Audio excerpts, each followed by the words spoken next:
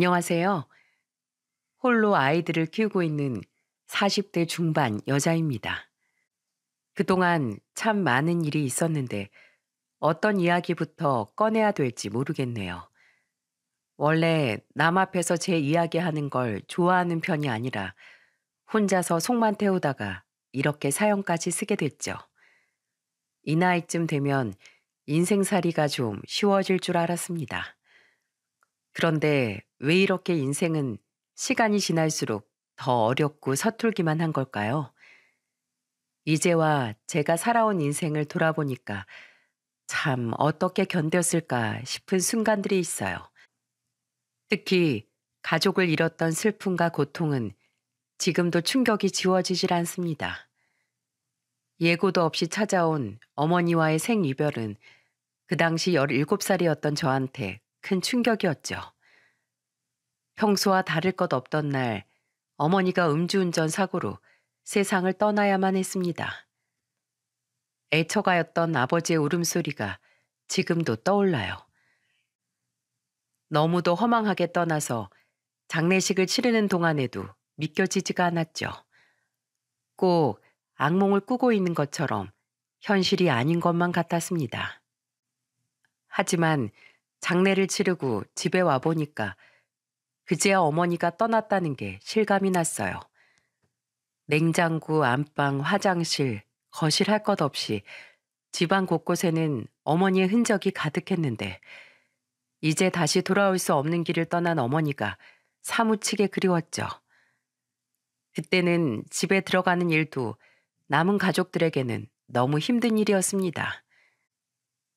그래서 그때 저보다 2살 많은 오빠가 아버지에게 이런 말을 했었죠. 아버지, 우리 이사 가요. 아버지도 여기서 지내는 거 힘드시잖아요. 나만큼 너희들도 힘든 거 다 알아. 하지만 이곳에서 참 행복했던 기억도 많잖아. 그러니까 이곳에서 엄마랑 행복하게 지냈던 기억 잊지 말고 엄마가 보고 싶을 때마다 좋았던 기억 떠올리면서 살자. 아버지의 말에 저는 눈물을 흘렸어요. 한동안 어머니의 기억에 힘들기만 했는데 집안 곳곳 어머니와의 추억을 떠올려 보니까 좋았던 일도 참 많다는 걸 알게 됐습니다. 그 후 시간이 흘러 이제는 제가 아이들한테 아버지처럼 현명한 엄마가 돼야 할 때가 온 거죠. 처음 소개팅으로 만나게 된 남편은 깔끔한 인상에 수더분한 성격이었어요. 사람을 편하게 해주고 무엇보다 정이 많은 사람이라 좋았어요. 당시 남편과 연애를 할 때 어머니가 아프다는 이야기를 듣게 됐죠. 지병이 있으셨나 싶어서 걱정스럽게 물었더니 남편이 슬픈 얼굴로 이런 말을 털어놓더군요. 나 사실 외동이 아니라 여동생이 한 명 있었어. 여동생이 있었어? 어, 어릴 때도 그림 그리는 걸 좋아하더니 대학교도 디자인하고 싶다면서 디자인 쪽으로 갔었어. 당연히 부모님은 여동생이 디자인 더 배우고 싶어 하는 걸 알고 유학도 보내주셨고, 그때 여동생 유학 다 직접 알아보신 분이 어머니셨는데 여동생이 하필 유학 간 나라에서 불의의 사고로 죽은 거야. 뭐? 어떻게 그런 일이 있을 수 있어? 어머니가 많이 놀라셨겠다. 본인 손으로 딸 유학길 다 알아보고 직접 권유까지 했으니까 당연히 충격이 크셨지. 그때 충격이 크셨는지 말도 좀 어눌하시고 몸이 좀 불편하셔. 최근에는 치매기도 좀 있으셔서 아버지랑 같이 많이 챙겨드리려고 하는데 여동생 사고가 본인 탓이라고 생각하시는 것 같아서 마음이 너무 아파. 눈물을 흘리면서 힘든 이야기를 털어놓는 남편을 저는 가만히 안아줬어요. 처음 남편을 만났을 때가 20대 후반이었는데 집안일에 유독 신경을 많이 쓰는 남편이 신기했죠. 연애 초반 서로를 잘 모를 때라 넌지시 물어봤던 거예요. 그러다가 듣게 된 슬픈 사연에 저도 어머니 생각이 나서 같이 울었습니다. 같은 아픔이 있는 남편에게 제 이야기도 편하게 털어놓게 됐죠. 비슷한 아픔을 겪어봐서 그런지 남편과 저는 가족이라는 말에 애틋함이 많았어요. 누구보다 가족의 소중함을 잘 아는 남편과 가치관이 비슷해서 결혼을 결심하게 됐습니다. 가치관이 맞아야 잘 산다는 말도 있지 않습니까? 그래서 저는 남편과 결혼을 준비하게 됐죠. 처음 시댁에 인사 갔을 때 저는 시모를 처음 만나 뵙게 됐어요. 특히 시부를 처음 만났을 때 자상하게 시모를 챙기는 모습에 놀라기도 했습니다. 시부는 예비 며느리가 왔는데 시모를 챙기는 모습에 민망하셨는지 저를 보면서 이런 말을 했었죠. 사람 초대해놓고 내가 참 미안하네요. 들었겠지만 옆에서 도와줘야 될 게 좀 있어서 그러니까 이해 좀 해줘요. 괜찮습니다. 당연히 먼저 챙겨드리는 게 맞죠. 그리고 아버님 말씀 편하게 하세요. 그렇게 말해주니 고맙네. 들어보니까 나이도 우리 막내딸이랑 비슷하던데 그래서 어떤 사람인지 너무 궁금했어. 제가 먼저 간 아가씨랑 나이가 비슷해서 그런지 시모는 저한테 눈을 떼질 못했어요. 처음에는 민망했는데 시간이 지나니까 어색함도 풀리고 괜찮았습니다. 시부는 명품 수선 업체를 운영하는 장인이셨죠. 우리나라에서 명품 수선으로 알아주시는 분이셨어요. 그래서 꽤 여유롭게 살고 있던 편이셨는데도 시모를 직접 챙기셨습니다. 그런데 시간이 지나 보니까 왜 그랬는지 딱 알 수 있었죠. 간단한 인사를 나누고 밥을 먹게 됐는데 시모가 제 맞은편에 앉아서 저만 빤히 보고 계시는 거예요. 그러다 겨우 숟가락을 들고 밥을 드시나 싶었는데 맨밥만 드시면서 저를 흘끔거리며 보기 시작했습니다. 그래서 저는 그런 시모 숟가락에 반찬을 올려드리면서 이렇게 말했죠. 어머님, 이것 좀 드셔보세요. 계란말이가 참 맛있어요. 부드러워서 식감도 좋네요. 저는 맨밥만 드시면서 저를 흘끔거리면서 보는 시모가 신경 쓰여 반찬을 올려드렸는데 시부와 남편이 깜짝 놀라는 거예요. 그래서 저는 시모가 가려 먹어야 하는 음식인데 드린 건가 싶어서 긴장까지 했었습니다. 그런데 시부가 그런 저를 보고 슬픈 얼굴을 하더니 이런 말을 하시는 겁니다. 우리 딸이 살아있을 때 꼭 그렇게 맛있는 건 자기 엄마한테 놔주고 그랬었는데 이런 모습을 또 보게 될 줄은 몰랐네. 전 정말 몰랐어요. 어머니께서 밥만 드시고 계시길래 드렸던 건데 괜한 행동이었나 봐요. 아니야, 내가 고마워서 그래. 요즘엔 치매 기운도 좀 있어서 걱정이 많았는데 이렇게 자상하게 다가와줘서 고맙지. 시부는 점점 정신을 놓는 시모를 보면서 마음고생을 많이 했던 것 같았어요. 그때 아가씨가 떠난 지 한 3년 정도밖에 안 됐을 때라 시댁 식구들은 아직 충격 속에서 벗어나질 못했던 것 같았습니다. 게다가 아가씨와 시모는 굉장히 각별한 사이였다는 말에 저도 마음이 아팠죠.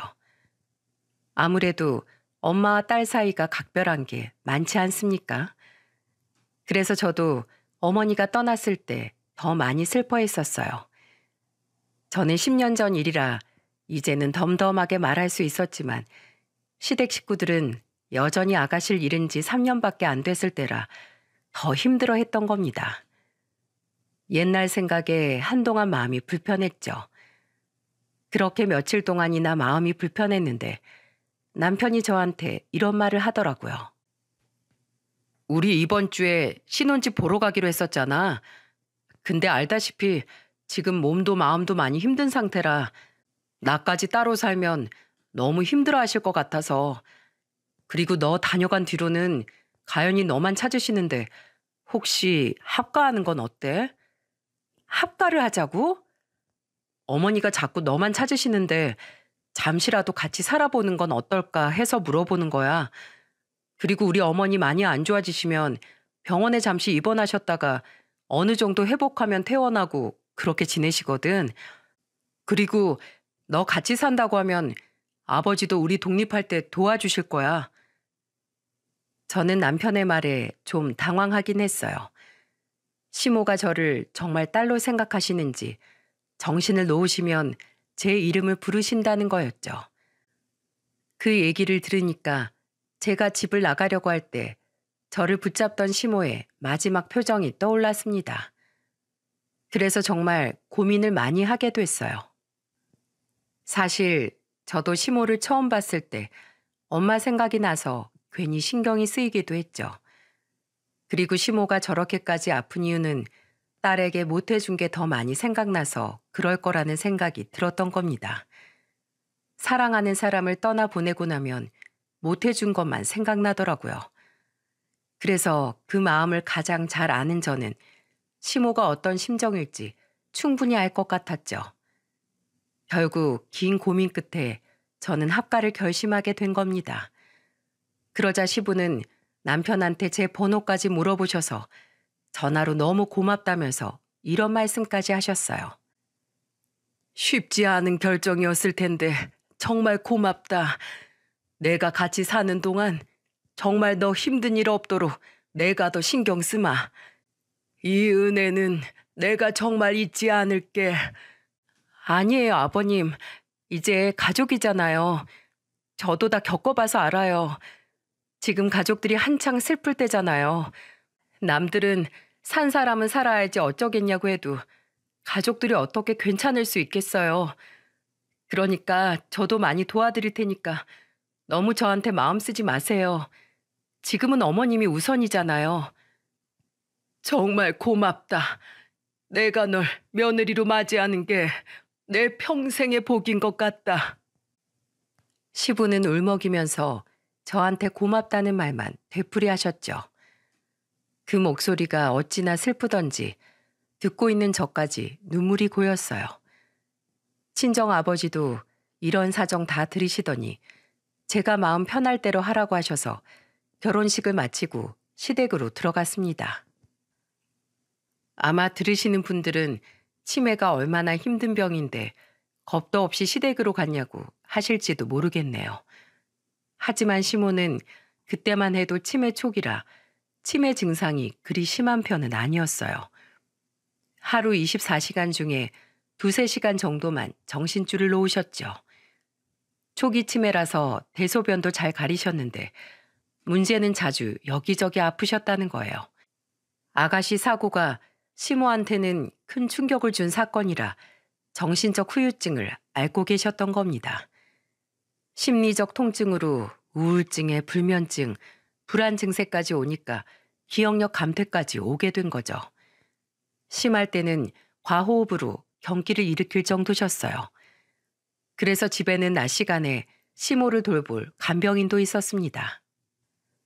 하지만 문제는 합가한 이후로부터 시모가 저를 물가에 내놓은 애처럼 생각하기 시작한 거였죠.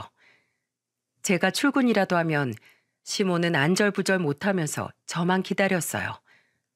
그러다가 제가 퇴근해서 집에 오면 시모는 저를 이리저리 살피면서 불안한 목소리로 물었습니다. 괜찮어? 어디 아픈 곳은 없지? 네, 어머님. 저 괜찮아요. 잘 다녀왔어요. 저녁은 드셨어요? 같이 먹으려고 안 먹었어. 저녁은 먹었니? 저도 어머님이랑 먹으려고 안 먹고 왔어요. 정말? 안 그래도 내가 너 주려고 한상 차려놨어. 어서 가서 저녁 먹자. 집에 들어오자마자 풍기는 음식 냄새에 저는 먹었던 밥도 안 먹었다고 했었죠. 시모는 제가 한 수저 뜰 때마다 맛있냐면서 재차 묻기까지 했습니다. 처음에는 정말 엄마 손맛 같은 시모의 밥이 맛있기만 했습니다. 그래서 일부러 시모와 밥을 먹으려고 저녁을 굶고 들어왔죠. 그런 저를 보면서 시부는 저에게 고맙다면서 이런 말씀을 하셨어요. 같이 사는데 불편한 건 없니? 시어머니가 며느리를 너무 아껴서 불편할 수도 있을 텐데 잘 들어줘서 고맙다. 어려운 일도 아닌데요. 어머님이 손수 밥상을 챙겨주시니까 오히려 제가 더 해드릴 게 없어요. 요리하는 걸 좋아했는데 한동안 안 하다가 다시 시작한 거야. 어찌됐든 너를 며느리 이상으로 생각하고 있는 것 같아서 너한테 고맙고 부담만 주는 것 같아서 미안하다. 아니에요. 아버님은 맨날 혼자서 어머님 병원도 모시고 가시잖아요. 제가 뭐 하는 게 있어서요. 그래도 힘든 거 있으면 나한테 꼭 말하렴. 나한테 못하겠으면 네 남편한테라도 꼭 하고. 그리고 이거 내 카드다. 가지고 있다가 필요한 거 있으면 사. 아버님, 괜찮아요. 저 이거 못 받아요. 너도 어른이 주는데 손 민망하게 만들 거야? 그리고 너 매번 시어머니 챙긴다고 이것저것 챙기는 거 많은 거 다 알아. 그러니까 이걸로 너 갖고 싶은 것도 사고 둘이 어디 갈 때 맛있는 것도 사 먹고 그래. 시부는 혹시나 제가 힘들까 봐 여러모로 신경을 많이 쓰셨어요. 게다가 남편도 많이 도와주는 덕분에 제가 힘들 만한 일은 전혀 없었죠. 그러다 종종 주말에 집과 병원만 왔다 갔다 하는 시모가 답답할까 봐 근교로 나들이를 가기도 했습니다. 그때마다 남편은 운전기사를 자처하면서 나섰죠. 시부는 일 때문에 못 갈 때가 많아서 저한테 카드를 주셨던 거예요. 그렇게 나들이를 가서 사진도 찍고 즐거운 시간들을 보냈습니다. 그러다 명절이 다가오던 날에는 시부가 저한테 먼저 친정에서 쉬다 오라는 말도 하셨죠. 결혼하고 맞이하는 두 번째 명절이었는데도 시부는 저한테 친정에 다녀오라면서 이렇게 말했어요. 너 그동안 고생했는데 친정 가서 쉬고 와라. 난 사돈한테 남의 집 귀한 딸 뺏어갔다는 말 듣기 싫으니까 어서 가서 쉬다 와. 그래도 제가 어떻게 가서 쉬어요. 제사 음식도 차려야 하고 할 게 많이 있잖아요. 걱정 말어. 네 남편 이럴 때 써먹지 국 끓여 먹을 때 쓸 거냐?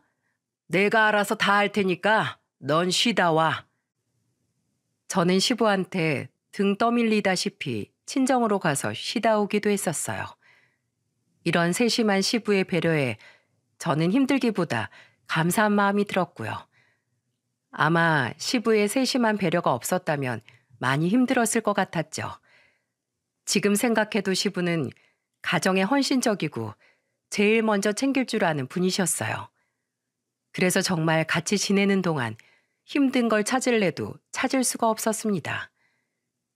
시모가 많이 아플 때는 병원에 잠시 입원하고 간병인도 있어서 힘들지 않았죠.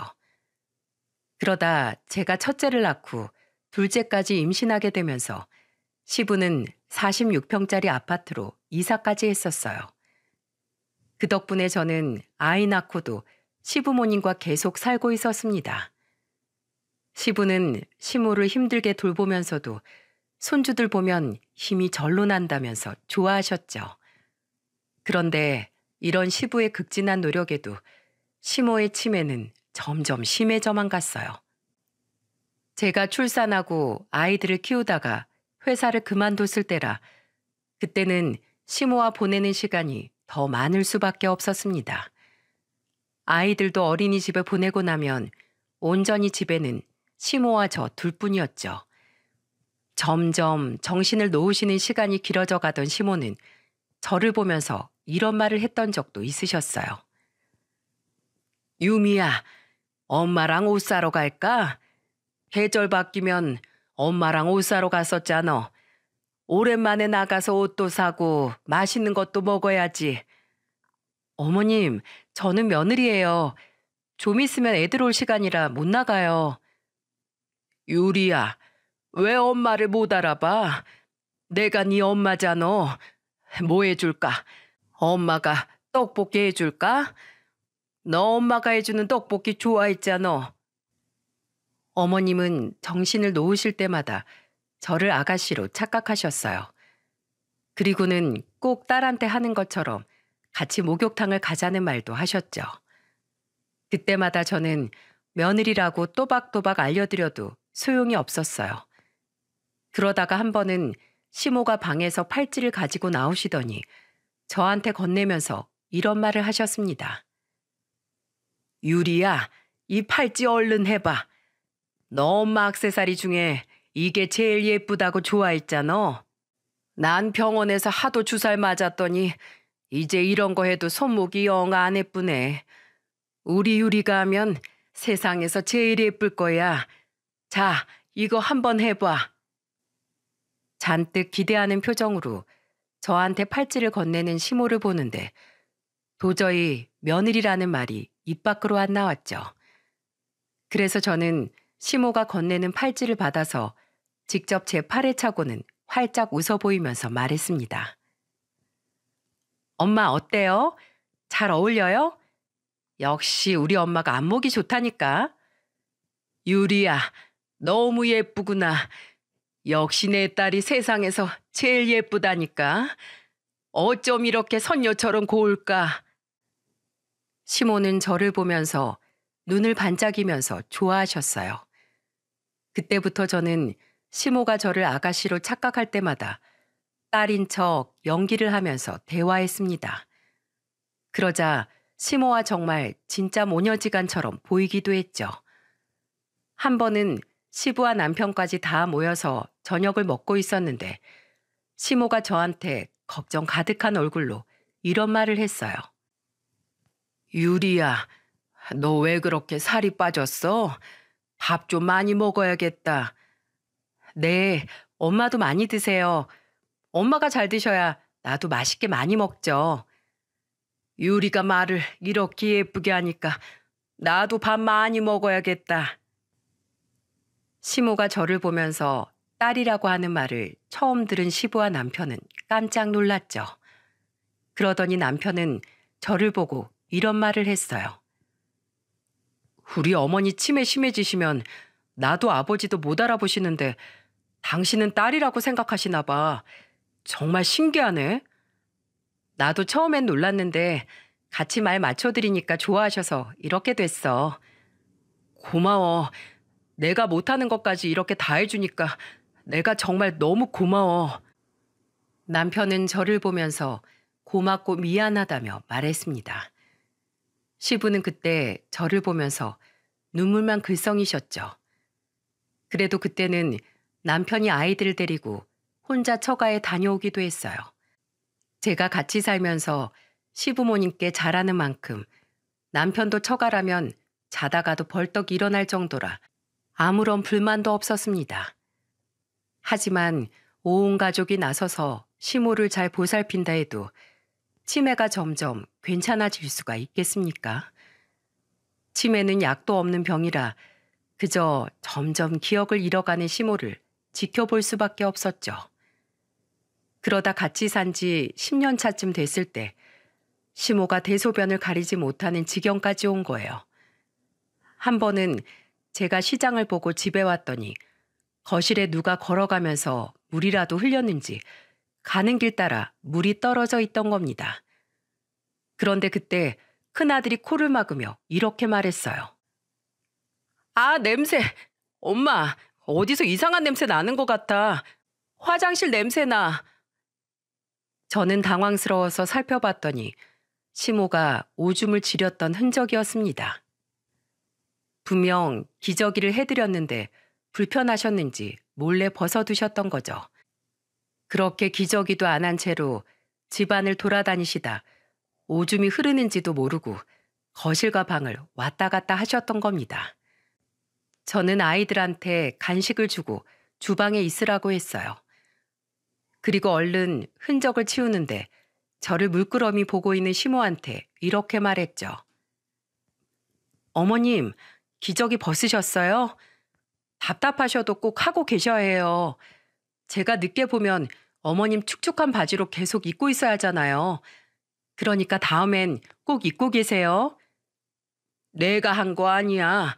유리가 키우는 강아지가 싸고 간 거야. 아, 알겠어요. 어머님, 그래도 기저귀는 꼭 입고 계세요. 여자는 나이가 들어도 여자라더니 시모는 실수를 해도 꼭 자기는 아니라고 했어요. 그래서 저는 그런 시모를 보면서 웃으면서 말했습니다. 치매가 심해지면서 시모는 점점 어린 남매를 키우던 기억을 떠올리기 시작하셨죠. 그래서 시부가 오면 시부를 붙들고 3시간 넘게 옛날 얘기만 했던 적도 있었습니다. 시부는 수선일을 하면서 피곤하실 텐데도 시모 말에 계속해서 맞장구를 치면서 대답했어요. 아마 치매 환자를 겪어본 분들이라면 아실 겁니다. 치매 걸린 노인은 보기에만 어른이지 그냥 어린아이와 같다는 사실을 말이죠. 그래서 늘 시부와 같이 시모를 챙기기 바빴던 겁니다. 그러다가 시부는 저한테 진지하게 이런 질문을 했어요.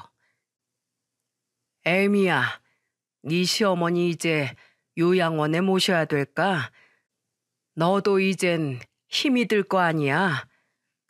그래도 아직 정신만 좀 놓으시고 심하게 어디가 아프시진 않잖아요. 요양원 가면 아내만 계셔야 할 텐데 일단 힘 닿는 데까지 한번 해봐요. 그래야 나중에 혹시 어머님 돌아가시더라도 후회가 안 남을 것 같아요. 저는 시부의 손을 잡으면서 힘을 내자면서 위로해드렸습니다. 시부 말대로 요양원 생각도 해봤지만 저도 같이 살았던 정이 있는데 쉽게 보낼 수가 없었어요. 그러다가 한 번은 정말 시모 때문에 눈물 콧물 다 쏟았던 적이 있었죠. 시모가 치매 진행 속도라도 늦춰보려고 주간보호센터를 잠시 다녔던 적이 있어요. 거기는 치매가 있는 어르신들을 낮 시간에 가족들 대신 돌봐주는 곳인데 어르신들이 다니는 유치원 같은 곳이었습니다. 거기서 그림을 그려온 날이었는데 시모가 저를 그려오신 거죠. 늘 아가씨 얘기만 하던 시모는 그날 저를 그렸다면서 이런 말을 하셨어요. 이거 내가 며느리 그린 거야. 잘 가지고 있어.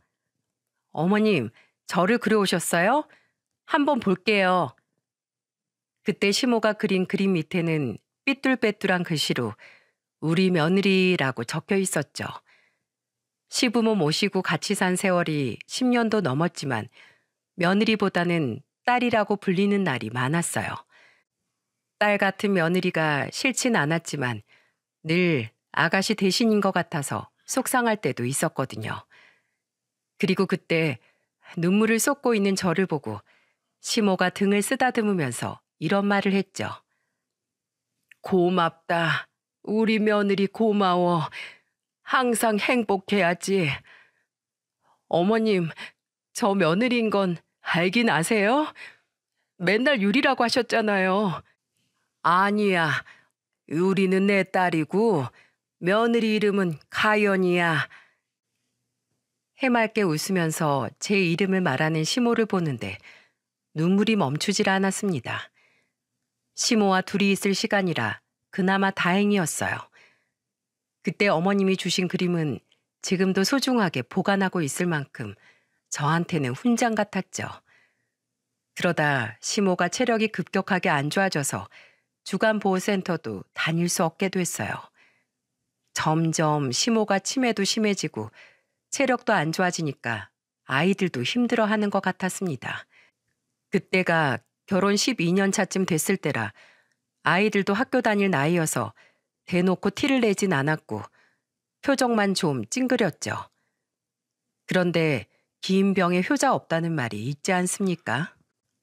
어린애들도 티를 안 내는데 남편이라는 게 밥상머리에서 시모를 보고 이런 말을 하는 거예요.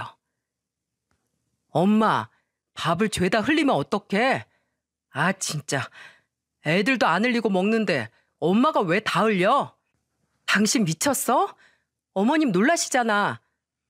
밥맛 떨어지니까 그렇지. 아침부터 진짜 짜증나게. 당신 때문에 식구들 다 밥맛 떨어졌으니까 당신이 나가. 저는 남편 밥그릇을 뺏고 나가라고 소리쳤어요. 긴 병에 효자 없다지만 애들도 있는데 자기 엄마한테 저렇게 말하는 건 정말 너무한 거 아닙니까? 맨날 회사 일 핑계대면서 야근하고 늦게 올 때부터 사람이 변하기 시작했습니다. 시부도 그런 남편을 보면서 여러 번 화를 내기도 하셨죠. 그러다가 한 번은 시모가 거실에 조용히 앉아 TV를 보는데 남편이 그런 시모를 보면서 이런 말까지 서슴없이 했었죠. 엄마, 어지간하면 바닥에 앉아요. 소파에 엄마 각질에 흰머리까지 다 떨어져서 보기 흉하잖아. 저는 남편의 말에 제 귀를 의심했어요. 그때 시부가 집에 들어오다 그 얘기를 듣고 남편한테 호통을 치며 말했습니다. 야, 이 호로 자식아. 늙은 부모는 부모도 아니야? 너 그딴 식으로 지내면 네 자식들이 다 보고 배워서 너한테 다 돌아오는 거야. 이게 어디서 부모를 뒷방 노인네 취급을 하고 있어? 그렇게 꼴보기 싫으면 네가 청소를 해. 주둥이만 살아서 입만 나불거리지 말고 오늘부터 네 머리카락 하나 떨어져 있을 때마다 넌 나한테 뒤통수 쳐 맞을 거 각오해라. 잔뜩 화가 난 시부가 남편한테 소리치면서 협박에 가까운 말을 했죠. 듣고 있는 제 속이 다 시원할 정도였어요. 이럴 땐 시모가 치매라서 남편이 하는 말을 잘 못 알아듣는 게 다행이라 안심될 정도였죠. 저 무렵부터 아주 사람이길 포기한 사람 같았어요. 그러다 시모와 같이 지낸 지도 12년 차가 됐을 때쯤 시모는 세상을 떠나고 말았어요. 그때 저는 어머니가 떠났을 때만큼이나 많이 힘들어했습니다. 시부는 저한테 할 만큼 다 했으니까 괜찮다고 위로해 주셨죠. 그런데 남편이란 사람이 장례식장에서 우는 저를 보고 이런 말을 하더군요. 누가 보면 당신이 친딸인 줄 알겠어. 그 입 다물어. 사람들 많은 데서 친아들이 고작 이 정도밖에 안 된다고 밑바닥 다 보여주고 싶어? 아이고, 어련하시겠어. 그래, 당신 엄마 해라. 장례식장에서 눈물은 한 방울도 보이지 않는 남편을 보며 참담했죠. 아이들도 할머니가 떠난 슬픔에 잠겨서 우는데 아빠라는 인간이 저러고 있으니 한심하지 않았겠습니까? 그렇게 어머님을 잘 모셔드리고 다 같이 집으로 왔는데 남편 놈이 거실에 대자로 누우면서 이렇게 말했어요. 이제 거실에서 마음껏 쉴 수 있겠네. 뭐야? 너 나가. 이 새끼 너 당분간 집구석에 발 들이기만 해봐. 시부는 남편의 말에 밖으로 남편을 쫓아냈어요. 남편은 철딱선이 없는 게 아니라 점점 개념이 없는 사람 같았습니다.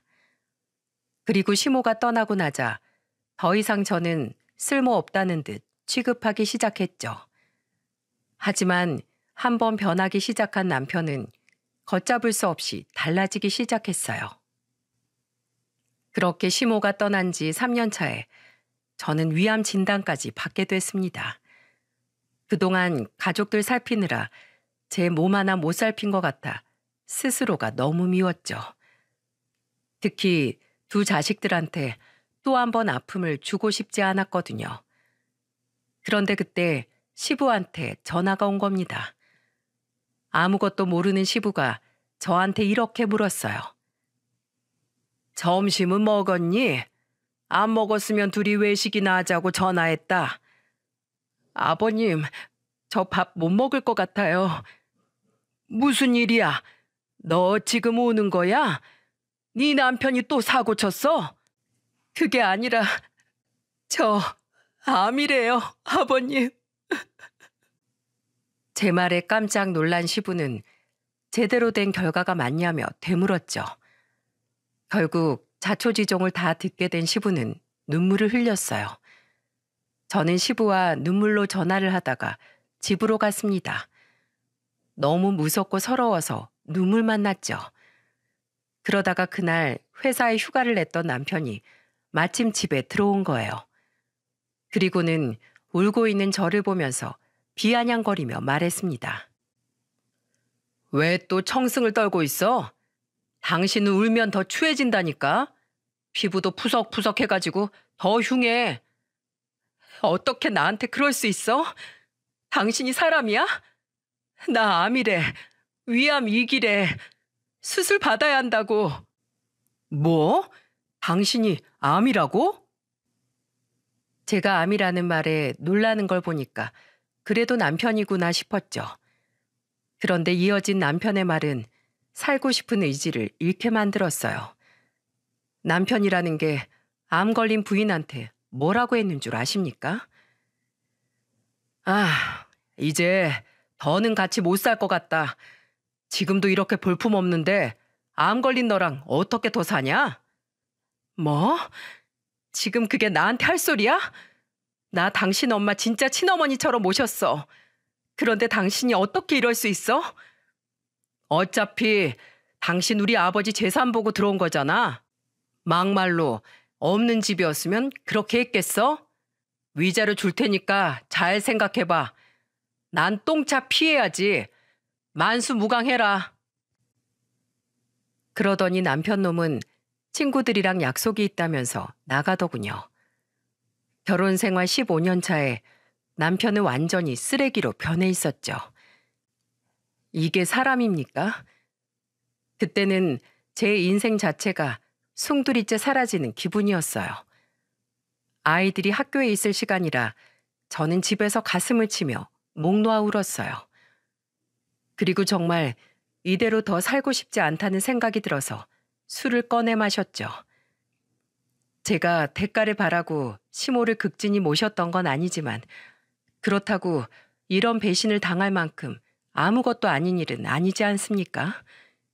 게다가 남편이라는 게 괜찮냐는 말 한마디 없이 이혼을 말하니까 진짜 15년 세월 헛살았구나 싶더라고요. 혼자서 술을 마시고 있는데 시부가 집에 들어온 거예요. 그러더니 위암 2기 판정을 받고 술을 마시는 저를 보고 깜짝 놀라며 말하셨죠. 애미야, 너 지금 미쳤니? 암 판정 받은 애가 무슨 술이야? 이거 놓으세요. 더 이상 살고 싶지 않아요. 더 못 살겠어요. 병원에서 뭐라고 했길래 그래? 나한테 다 말해봐라. 병원이 아니라요. 남편이라는 게 저한테 괜찮냐고 묻지도 않고 이혼하자고 하네요.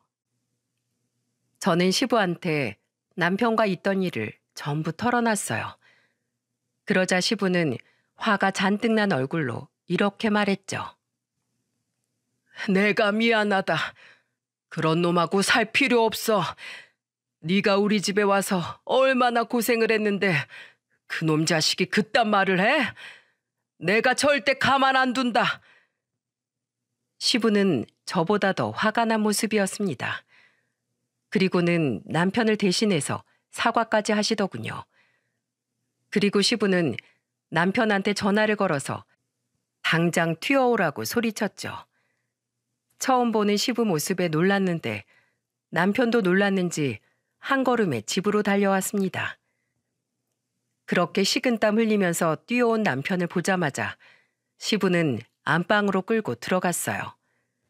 그러더니 뺨 때리는 소리가 났죠. 그리고는 시부가 남편한테 소리치며 말했습니다. 이놈아, 네가 감히 내 며느리한테 그럴 수가 있어? 너는 내 새끼가 아닌 게 분명해. 먼저 하늘나라 떠나간 네 애미가 울고 있을 거야. 아버지, 저도 이제 거의 50이 다 돼가는데 어떻게 병수발을 들고 살아요? 저도 제 인생 살아야죠. 넌 네 자식들 생각도 안 해? 너만 살겠다는 거냐? 100세 시대예요. 남들은 제 나이에 이혼하고 잘 살아요. 짐승 같은 놈이랑 무슨 말을 더 하겠어. 실망이다. 그래, 이혼해라, 이혼해. 아버지, 저 응원해 주시는 거예요? 믿어 주시는 거 맞죠? 내가 미쳤어? 너 같은 머리 검은 짐승을 왜 걷어? 너는 이혼한 순간부터 내 자식이 아니야. 국물 한 방울도 없을 줄 알아. 시부의 말에 남편은 왜 그러냐면서 애걸복걸했어요.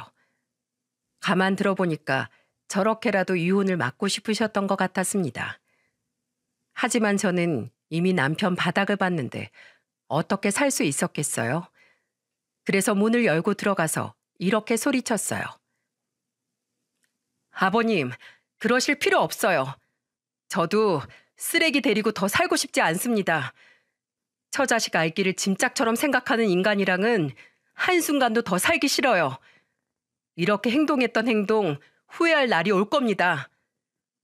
그러자 남편은 제 말에 비웃으면서 말했죠. 후회 좋아하시네. 내가 왜 후회를 해? 다시는 애들 볼 생각도 하지 말고 내 앞에 나타날 생각도 하지 마. 아, 네. 저야 감사하죠. 다시는 보지 맙시다. 이혼하겠다고 하니까 남편 놈은 다시 보지 말자는 말까지 했죠. 비참했지만 차라리 잘 됐다고 생각했어요. 이런 놈 아빠로 있어봐야 애들한테 도움될 게 하나 없다고 생각했습니다. 그동안 달라진 남편 행동에 아이들도 제 걱정을 많이 했었죠. 그래서 제가 아이들에게 이제 아빠와 따로 살아야 한다고 설명했을 때 처음에는 혼란스러워하더니 오히려 집에서 화만 내는 아빠 없어도 된다고 하는 겁니다. 그래서 저는 아이들을 끌어안고 미안하다면서 울먹였죠. 그리고 아이들은 저랑 살기를 더 원해서 양육권도 제가 가져왔어요. 그때 남편과 저, 시부가 다 같이 모여 짐을 싸려는데 시부가 단호하게 말했습니다. 애미야, 너 나갈 필요 없다. 요즘 제발 이혼은 막으라고 네 시어머니가 내 꿈에도 나온다. 너희가 정말 갈라선다면 내가 저 자식 데리고 나가마. 손주들 데리고 여기서 살거라. 아버님이 왜 나가세요? 그리고 이 넓은 집에 저희가 어떻게 살아요? 아니다. 그동안 네가 시어머니한테 어떻게 했는지 내가 제일 잘 알잖니. 비록 이 집은 좀 오래된 아파트지만 너희 세 식구 살기에는 부족함이 없을 거다. 그러자 옆에 있던 남편이 화들짝 놀라며 이렇게 말했어요. 아버지, 미쳤어요? 이 아파트를 왜 저 여자를 줘요? 날 줘야지. 너 잘못 키운 죄로 나도 나갈 거야. 그리고 내가 너 국물도 없다고 했지? 나가 이놈의 새끼야. 시부는 남편의 등짝을 내리치면서 끌고 나가셨습니다. 결국 46평 아파트를 제 명의로 돌려주시기까지 했어요. 제가 괜찮다고 해도 시부는 이렇게 해야겠다고 고집을 부리셨죠. 그 후 양육비에 재산 분할까지 전부 다 제가 다 유리한 방향으로 해결됐습니다. 남편 놈은 배가 아파서 발을 동동 굴렸죠. 심지어는 집에 찾아와 저한테 이런 말까지 했었다니까요. 빨리 절반 내놔. 우리 아버지 재산이잖아. 원래 내 거라고. 절반 줄 때까지 나 여기 서 있을 거야. 내가 말했지. 처자식 버린 네 꼴 좀 봐. 너는 결국 외롭게 살게 될 거야. 너한테 이제 가족이 남긴 했어? 어머님 돌아가시고 아버님도 널 버렸잖아. 이제 우리도 널 버릴 거야. 그러니까 어디 혼자 살아봐. 네가 백날 저주해도 돈만 있으면 잘 살아. 알겠냐? 현관문을 열지도 못하게 서서 헛소리를 짓거리고 있는 남편이 더 이상 꼴 보기 싫어 경찰을 불렀죠. 결국 출동한 경찰이 남편을 질질 끌고 나갔어요. 어디 얼마나 잘 사나 두고 보자 했는데 정말로 이혼한 지 1년도 안 돼서 어떤 여자와 재혼을 한 겁니다. 근데 아버님은 남편 결혼식에 가지도 않으셨어요. 저는 이혼 후에도 시부와 꾸준히 연락을 했는데 제가 위암 수술을 받고 항암 치료 받는 날에 꼭 아이들을 대신 봐주셨죠. 그리고는 항상 뭐 불편한 건 없는지 확인하셨고요. 그리고 제게 이런 말도 하셨어요. 네가 시어머니한테 했던 거에 비하면 내가 지금 이렇게 하는 게 아무것도 아니겠지만 이렇게라도 널 돕게 해줘. 그래야 죽어서도 네 시어머님 볼 면이 서지. 시부는 위암 수술 후 항암 치료로 힘들어하는 저를 끝까지 지켜주셨죠. 정말 너무 감사하고 든든했어요. 게다가 손주들 너무 예뻐했기 때문에 아버님 생신 때도 아이들을 데리고 가곤 했답니다. 그런데 재혼하고 1년이 지나자 남편이 또 이혼했다는 소식을 듣게 됐죠. 결혼이 무슨 애들 소꿉놀이도 아니고 한심하지 않습니까? 하필 결혼한 여자가 꽃뱀이었는지 있는 돈 없는 돈 전부 다 털려서 혼자 원룸에서 살고 있었어요. 양육비가 안 들어오길래 무슨 일인가 싶었는데 남편 놈이 전화로 제게 이런 말을 하더군요. 나 망했어. 당신 말이 맞았어. 내가 가족을 버리는 건 아닌데 나 너무 애들이 보고 싶어. 근데 왜 애들이 내 전화를 안 받지? 어떻게 아빠 전화를 안 받을 수가 있어? 애들이 바보야? 너 같은 걸 지금까지 아빠라고 믿고 있게. 애들은 당신 찾지도 않고 잘 사니까 혼자서 빌빌거리면서 살아. 그리고 양육비 안 보내면 고소할 거니까 그렇게 알고. 당신 이런 사람이었어?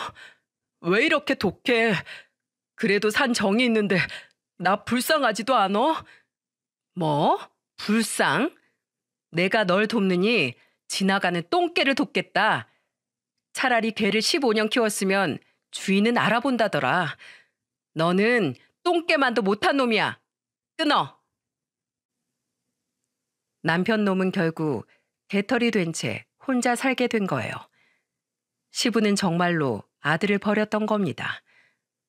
그리고 경제적인 능력이 됐는데도 불구하고 남편을 전혀 도와주지 않았죠. 그리고 저한테 양육비 밀리면 꼭 고소하라는 말까지 하셨어요. 결국 가족을 배신한 대가를 혼자 톡톡히 치르게 된 겁니다. 의리 없이 혼자 살려다가 저렇게 된 거죠. 부부가 어떻게 사랑으로만 살겠습니까?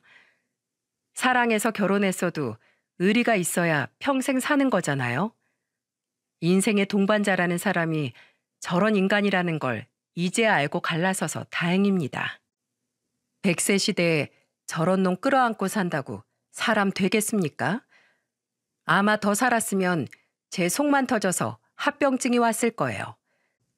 그래도 시부모님을 잘 만난 덕분에 저는 가족 간의 끈끈한 정을 느낄 수 있었다는 건 큰 기쁨이라고 생각드네요. 요즘은 꾸준히 병원에 다니면서 건강을 잘 살피고 있답니다. 제가 아파 보니까 건강이 제일 중요하다는 걸 뼈저리게 느꼈죠. 그러니 모두 건강 잘 챙기시고 가족들과 오래오래 행복하세요. 들어주셔서 감사합니다.